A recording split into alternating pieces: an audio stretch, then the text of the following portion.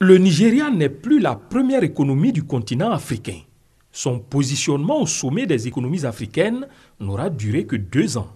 Le géant d'Afrique de l'Ouest cède le fauteuil à l'Afrique du Sud. C'est le dernier classement fait par le Fonds monétaire international, FMI, à travers la comparaison des richesses nationales au produit intérieur brut, PIB.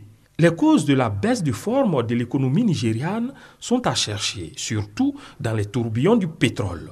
La chute des cours de l'or noir de près de 50% a fortement impacté les caisses de l'État. S'y ajoute l'insécurité au sud. En plus, les insurrections de groupes rebelles dans la région pétrolifère du Delta ne sont pas faites pour arranger les choses, au point que l'exploitation du pétrole est devenue difficile.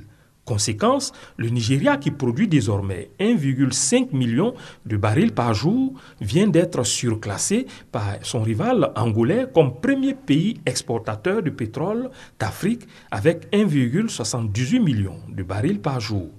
Ce n'est pas tout. La crise humanitaire au nord, l'inflation et la pénurie d'électricité finissent d'effondrer l'économie nigériane qui perd de plus en plus la confiance des investisseurs. Les analystes annoncent une croissance de 4% sur les 10 prochaines années contre 7% précédemment. Mais le pays compte refaire surface en abandonnant le tout pétrole pour diversifier son économie. Pour cela, il compte retourner à la terre car l'agriculture est le seul secteur ayant réussi à enregistrer une embellie.